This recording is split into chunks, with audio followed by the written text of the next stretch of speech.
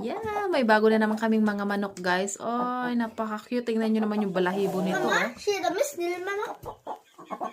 De är snäll, mamma. Se. Ja, de är chill. Ang cute ng manok na to. Grabe, oh. Mukhang pabo. Nakataas ang balahibo niya palagi.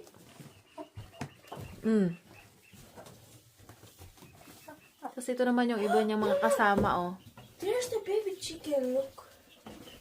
Oh, ang laki, ang bigat na. Ilang kilo yan? Den är väldigt tung.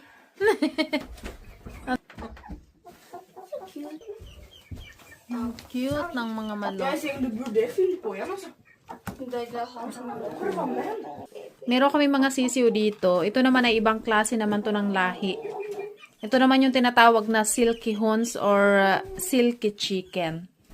Sobrang kapal ng balahibo nito, guys, pag lumaki sila. Makapal ang balahibo na malambot, parang silk.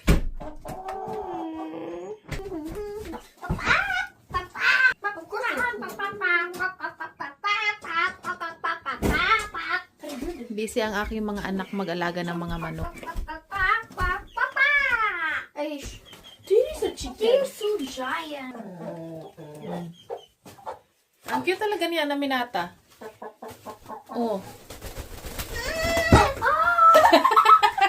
Hoppa på mig, det gick så likt.